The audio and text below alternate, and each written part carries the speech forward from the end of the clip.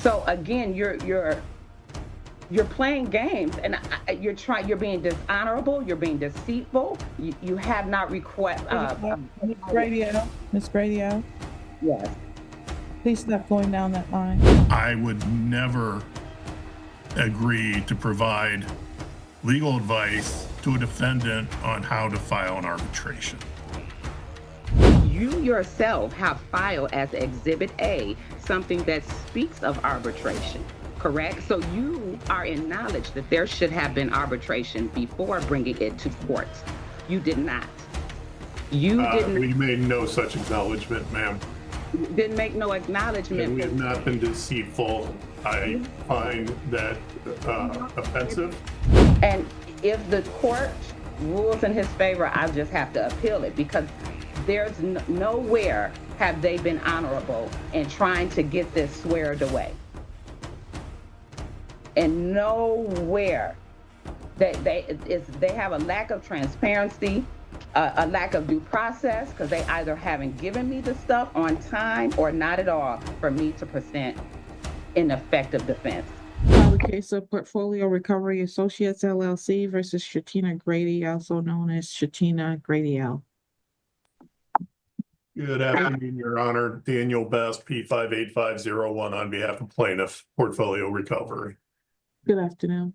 I should have also said case number 24C2622GC. Ma'am, could you state your name? Shatina Grady L. Thank you. All right, we're here today on these motions for summary disposition, cross motions again, as well as now Ms. Grady L has filed a motion for arbitration.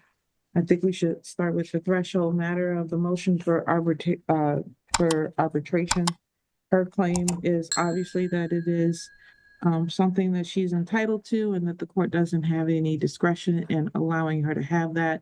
The response file, which I have reviewed, argues essentially that she waived that particular right when she chose to go down the route of filing for a jury demand and having multiple hearings regarding this matter prior to filing for the motion for arbitration.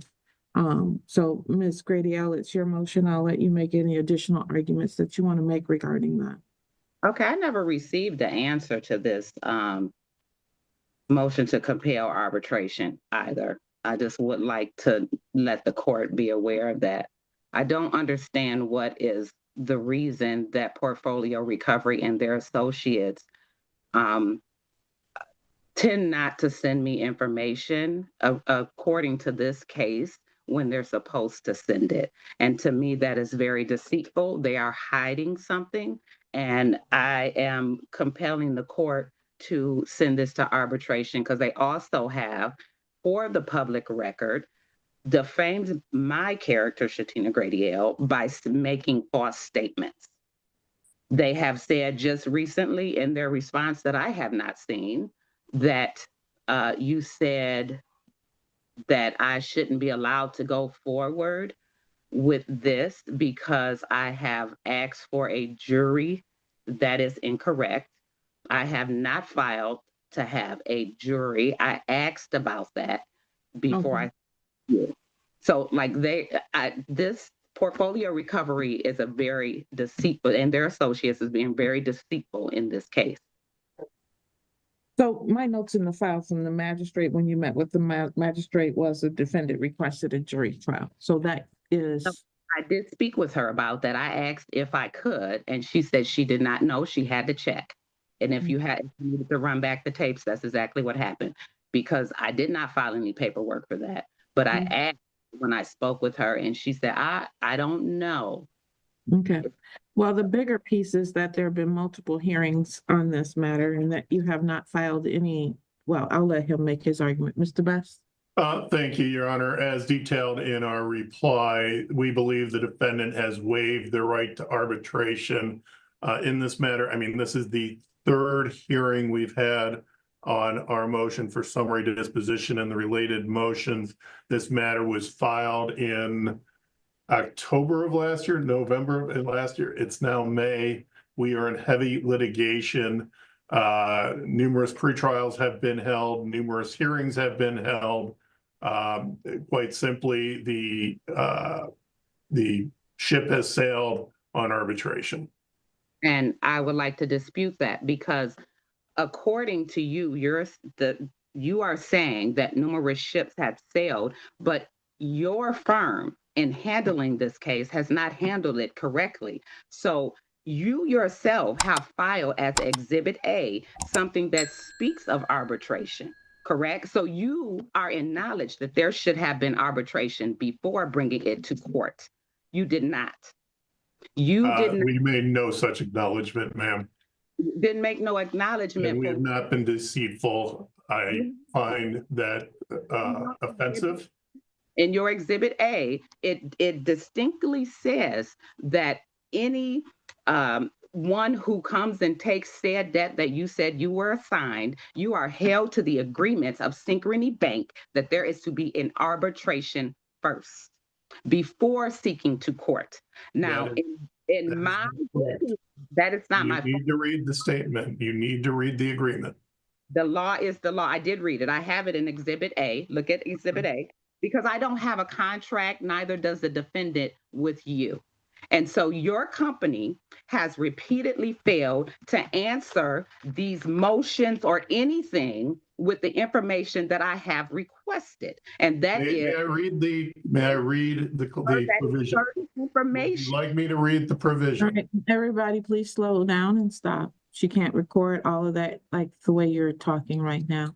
Mr. Best, please read what she's reading from as to whether arbitration is required. Yes.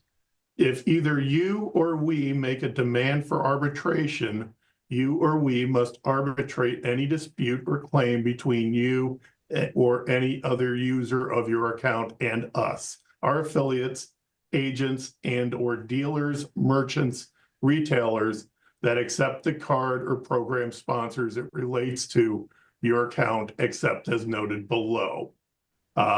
Basically, the noted below is the small claims provision, standard language, but the arbitration is elective. It's not required. So I am requesting that the court compel this to arbitration because it says in 9 USC that the court for staying the court proceedings when an issue is referable to arbitration. If a lawsuit is filed on an issue covered by an arbitration agreement, which there is one, okay, the court must stay, it says must, the proceedings and compel arbitration if the issue is properly referable to arbitration. So it does not say I have a time limit to, unless you can show me where it says that I have a time limit to request an arbitration. Michigan case law is very clear about waiver. So everybody stop. So Ms. Grady out, give him one moment since you didn't receive it. So we didn't address that issue. Her issue is that she never got the reply brief, but I want to handle this today. So I want to say that it was filed with the court on May 20th. Today is May 22nd. And I don't know whether, let me see, where's the proof of service on this? One moment. And I am consistently, when I file paperwork, giving them notice of at least about 2 weeks or close to 2 weeks. And repeatedly, they are sending information to me at the last minute.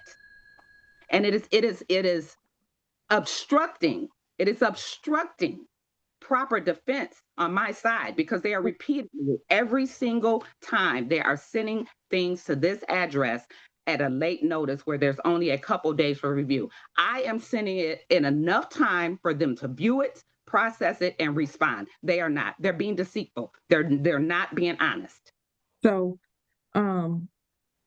it looks like, Mr. Best, your office didn't put this in the mail. So you brought it to the court, apparently. It was dropped off. You brought it to the court and dropped it off on the 20th, but you put it in the mail to her on the 19th. There's no way possible she's going to get that. We mailed it to the court. We received hers. Bear with me. It was mailed on the 12th. Mailed on the 13th. Let me look at my receipt. I do have my receipt right in Well, I front of think me. his point though, ma'am, is if you mail it to them on the 13th, by the time they get it and have time to We respond. literally turned it around in one day, Your Honor. Yeah, it's gonna have a very short turnaround time regardless. But this is not folded, so I think your office delivered it to us, Mr. Best. It's not, it could Let have me been put in double one of check. the. I don't believe that is correct. Well, I don't think I it's think we possible that it mailed. could. Well, then if that's the case, I would have an issue because you mail it, it's not gonna get to us. If you put it in the mail on the 19th, it's not gonna get to us on the 20th. That's not Yeah, a, we sent it overnight FedEx. okay, did you send it overnight FedEx to her? We sent defendant first class mail. So she's not gonna get it, so she doesn't have it. So that means, Mr. Best, that you need to read the case law that you're citing to her so she can at least hear what you're saying is your argument, because she doesn't have the document. Very good. So again, I would have no time to respond. I am not an attorney. I don't have this terminology in defense. Miss Grady, Miss Grady, I'm very, very aware of that. So please understand that I'm taking that into consideration, okay? Thank you. Okay. Mr. And, Best, do you want me to read the germane paragraph, Your Honor? correct. Okay. The presence of a no waiver clause to arbitration does not alter the ordinary analysis undertaken to determine if a party has waived its rights to arbitration.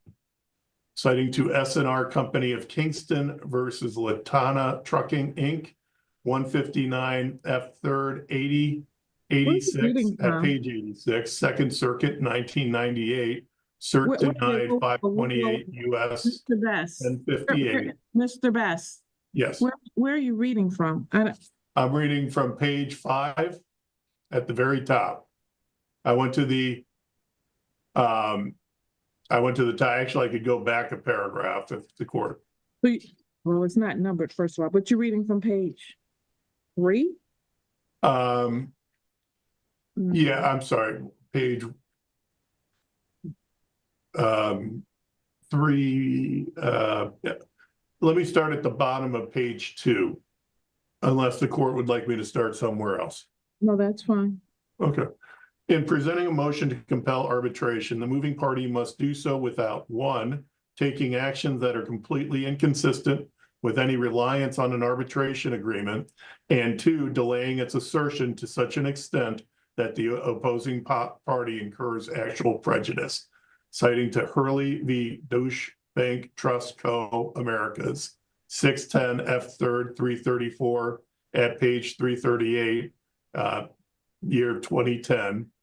It does identify a quoting case, and then it also identifies to see General Star National Insurance Company versus Administratia Aseguilar Distrat at 289 F. 3rd 434 at page 438, Sixth Circuit, 2002. Goes on that the presence of a... Mr. Best, let's stop there. Okay. What is the actual prejudice to you? We have spent a considerable time and effort briefing, appearing at hearings. We've engaged in litigation. That's all held for naught if the court now refers this to arbitration. That's valuable time wasted, including the court's time. And I believe we are definitely severely prejudiced in the number of times we've appeared before this court.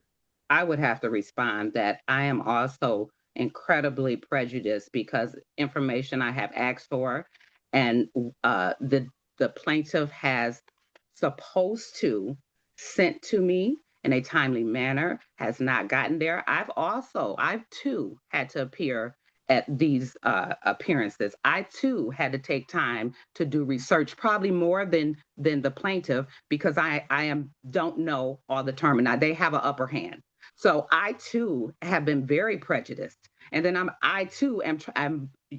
the plaintiff is trying to prejudice me even further by asking for finances that they have not yet or failed to prove that they actually deserve.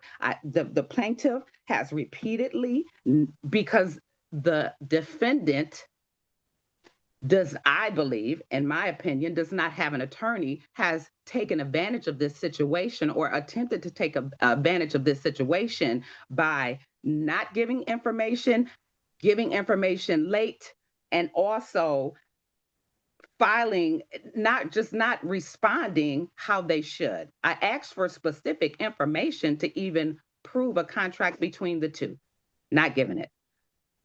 You were told by the court to send some unredacted documents that you put on public forum for people to see. It was placed on public forum, unredacted documents that should not have been. Those should have come to this address. So in your speaking of anybody being prejudiced, that would be the defendant is grossly. And I ask that the court compel this to arbitration, which is where it should have been in the first place. Your Honor, I can only point out that the clause was attached to the complaint.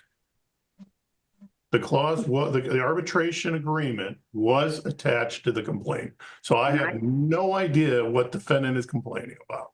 And I too said, well, everybody please stop. What she's complaining about is the fact that when the request was made by her to get a copy of the documents that proved that this was a valid contract, her personal information was included mistakenly by your office with the documents that came to the court, as opposed to the documents that were supposed to go to her. They came to the court and were placed in the public file. So that's the prejudice that she's referring to. Okay. And I would move to have that stricken. Right, I understand that, and we will strike that. We've already instructed the staff to do so. But that's the argument she's making as far as that part is concerned, because she wasn't able to see the actual account to be able to know that it was her particular account. That has been something that she has stated from the very beginning. The second hearing that we had to have was because the documents were FedExed to her shortly before the hearing that we were supposed to have, and she had not had time to review them because she was out of town. The first hearing that we had was at the court's request for the matters to be briefed more thoroughly, because she had filed responsive pleadings and no one had briefed every single one of her responses so that we could have an actual hearing on each one of those. So there has been a lot of litigation. I understand that there has been a lot of litigation, and Miss Shatina Grady, Mr. Best is correct. The concept of an arbitration as it was indicated in this particular contract is one that is elective, meaning that a party has to elect to have it. They're not precluded from coming to court in this particular case, and they were not wrong for bringing this case to the court. However, you have now made a demand for arbitration in this case, and so as I see it, and Mr. Best can choose to appeal or do whatever, but as I see this, the issue before the court right now is whether or not there has been an extensive amount of litigation to the point that the plaintiff portfolio is actually prejudiced by that. They have expended a considerable amount of time coming back and forth to court here, but that does not, in my mind, equate to necessarily a prejudice. I am going to grant your request to compel this to go to arbitration. But what that means for you, ma'am, is you need to file the documentation to go to arbitration.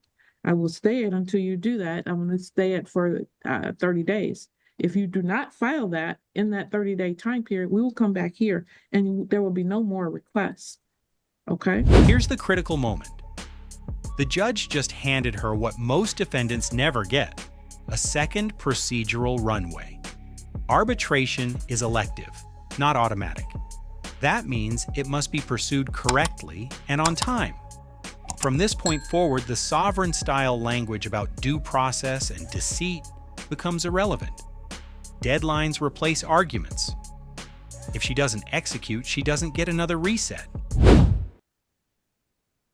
yes. So you need to file the monies and go to arbitration. The motion to compel arbitration is granted. So I come today to have my motion for dismissal requested. And Ma'am, what happened with the arbitration? So there was no arbitration because that attorney that took the information mysteriously emailed it to the wrong email. I called them on May 23rd, on June 9th, because I had checked my email. If you will recall, at the end of that last court date on the 22nd, the attorney that spoke or sat was supposed to send me information regarding arbitration. I checked the email every single day. There was nothing. On June the 9th, I called to find out why I had not received anything, and I had to leave a voicemail. I did that. I called on July the 1st to find out why I had not received anything and what is going on, because I'm still checking the email. Nobody's called me back. Nobody has reached out to me by mail, nothing. On July 2nd at 8:37 in the morning, they had a representative call me.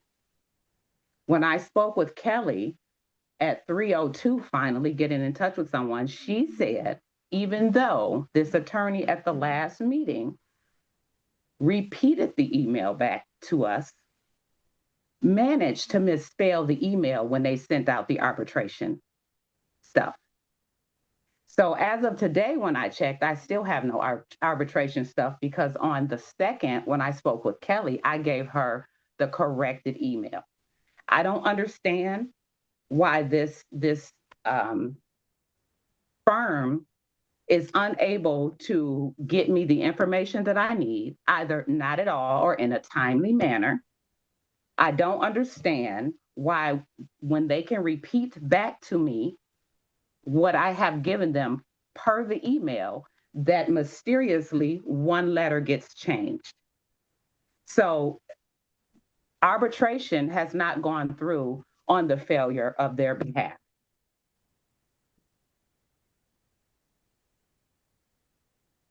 Mr. Best, response? Thank you, Your Honor. I was that attorney. I repeated back the email address that was provided by defendant. I reiterated the E because it was not her last name. I mean, not her first name. It was Shantine, not Shantina. And I got confirmation. I completed the order, and it was an order of stay. There was nothing in that order that would preclude defendant from seeking the arbitration as was ordered by the court. So the email that was sent was not returned undeliverable. We did not have any notice that there was an issue until yesterday when my staff returned the call. Admittedly, we did receive ISHO on June 10th, a call that was misrouted by my receptionist and was not returned. But the bottom line is, at that hearing, the court gave defendant until today to initiate the arbitration. Nothing in that order was needed by her to initiate the arbitration, and the arbitration was not initiated. So in response to that, at the last court date, I spelled out SHATINA G 317, and I said G for Grady, right? And so you repeated that back to me. First, you asked if it was the E, because in the new name, it is SHATEINA. And I said, no, it's not. You asked me, was it going to be spelt that way? Because it's different from what, and I said to you, no, not to that name. We're not spelling it that way. We're not using the E. I specifically said we're not using the E in Shatina, SHATEINA. And then I also said G for Grady, 317 at Gmail. But the email that you sent it to, if I'm telling you there's no E from what you see on my sign-in, SHATEINA, because that's what's on my sign-in, I told you to omit that E. That doesn't go there. We're going to it's spelled the way that it's in the court papers that you filed suit of. SHA, if it's in front of you, you filed suit for SHATINA, okay? And then Grady. And then as to what you sent me and you saying that the court said that I had to do, if I want to seek arbitration, she asked me, did I know how to do that? I said, no, but I could figure it out. You said, well, I can send an email. Whatever your specific words, which is why I'm getting transcripts printed. I don't know what your specific words, but you cut in and said that you would send me the email. That's when we got to the email aspect of it. That's how we got to the email aspect of it, because I had said, she asked me, did I know how to do it? I said, well, no, but I can figure. And you said, well, I can send, you said, I'll send an email or whatever your wording was. You didn't say anything about sending whatever you just said that you were going to send. So again, you're playing games, and you're being dishonorable, you're being deceitful. You have not Miss Grady, yes. please stop going down that line. I'm just telling Miss Grady, the reality is that you came in here and you asked for an arbitration. Yes. And I stayed this matter and gave you an opportunity to file that. So, but he also said, when you asked me, Judge, you asked me, and if you needed to run the transcripts back, we could do that. You said, do you know how to do that? I said, no, but I'm sure I could figure out. And he said, as a cut-in, that he has a packet that they normally send out. Nor not I have received that packet, but I didn't receive an email for it. I knew that I would probably not get any response until close to the court date. Like, I knew that. That's why I even called on June the 9th. That's why I even asked if there was a note I could send you at the court. And I was told no. I knew that they would try and do this, that their people called me just now, yesterday. And if the court rules in his favor, I'll just have to appeal it, because there's nowhere have they been honorable in trying to get this squared away. And nowhere they have a lack of transparency, a lack of due process, because they either haven't given me the stuff on time or not at all for me to present an effective defense. Ms. And Grady, if the court Ms. Grady, understand. I've adjourned this case, I don't know how many times, to give you an opportunity so that you can be prepared. So please don't interrupt me. Please do not interrupt me. Please. Today we're back here, and I'm not happy with either side. Because one, Ms. Grady, if he didn't send you the information, you could have done what you said you could do, which was figure out how to proceed with the arbitration. And Mr. Best, on this particular case, at each and every turn, there's something that comes up that doesn't go right, which complicates this matter even further. So if she's calling you guys, and now with that particular call, it gets rerouted, and like she said, she doesn't get the call back until yesterday. And as far as an appeal, appeals don't scare me, Ms. Grady. I don't mind that people appeal. That's for a higher court to decide if I've done something wrong. But I try to do my best to do the right thing by everybody that comes before me. And I've given you many opportunities. So, Mr. Best, I don't recall the specifics of that part as to whether there's a package. I have no package, Your Honor. I have no packet. I have, and what I agreed was I would provide the order granting, or that's what I believe I was agreeing to provide, was the order granting defendant's motion. I didn't It's get that. normally the party who brought the motion's obligation to do the order. My remembrance was she did not know how to do the order, and I agreed to do the order because I have a standard one that we do on these cases. I would never agree to provide legal advice to a defendant on how to file an arbitration.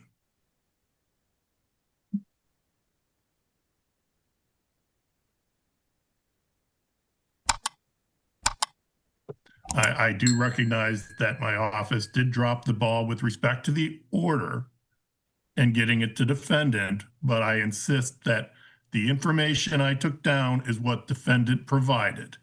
Granted, we did not properly follow up and we did not properly respond to her voicemails, but it's strictly the order. And in reality, where we are right now is this court doesn't have an order in it referring it for arbitration or a stay or any of that, because the order was never submitted to the court either. So what I would propose is that we provide, I believe it was 45 days originally. I don't want to keep kicking this out, but we go out 45 days, which would roughly be August 18th.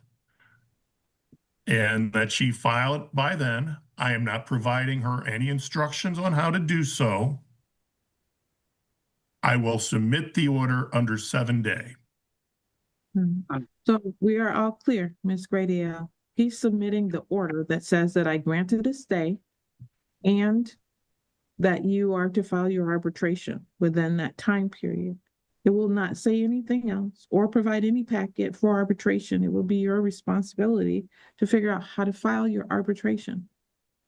Okay? I hear you, Judge, but I would ask for a dismissal. That's not how this process works, Ms.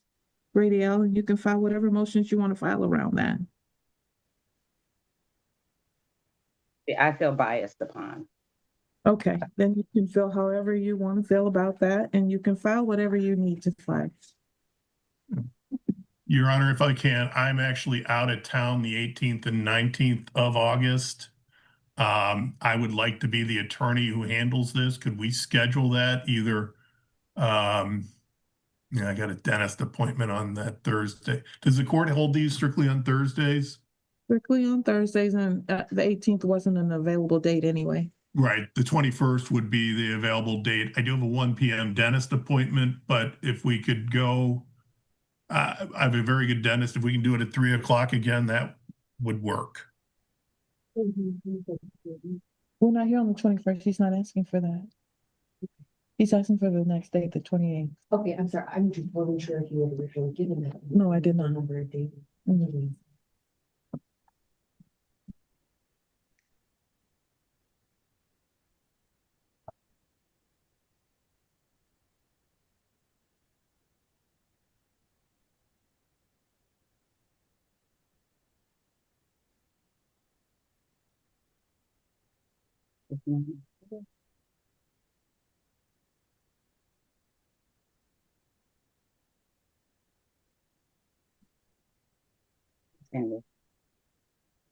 So, counsel, you're going to submit the order granting the stay and providing her with 45 days to file her arbitration. And Correct. that will be submitted under the 7-day rule. Ma'am, the 7-day rule provides that once the order is submitted, you have 7 days to provide any objections you may have to that order.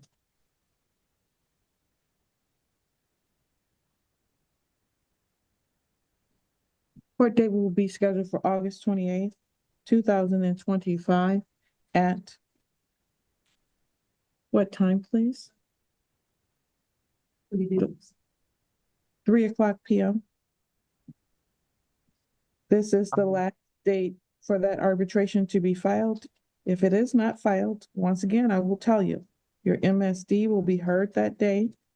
His MSD will be heard that day if it is not filed.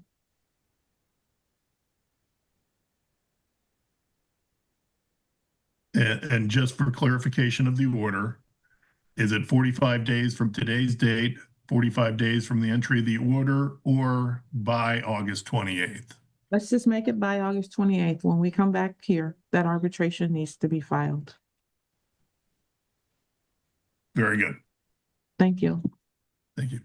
Have a good day, everyone, and a happy 4th of July. This case stopped being about arbitration the moment the stay was granted. It became about responsibility. The judge gave a clear directive: file the arbitration by the deadline. Not wait for a packet, not wait for instructions, not wait for the plaintiff to be honorable. File it. What we're watching here is a common sovereign adjacent pattern, shifting focus from obligation to perceived unfairness. The defendant repeatedly frames the issue as dishonor, bias, deceit.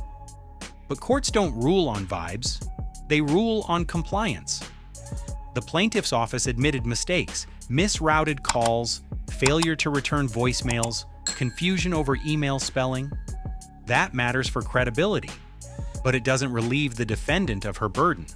Once the court says you must initiate, the procedural ball is in her hands. And here's the quiet danger. When someone believes the system is stacked against them, they start operating defensively instead of strategically. They wait for perfect fairness before acting. Courts don't require perfection, they require performance. If arbitration is not filed by that date, the summary disposition motion gets heard.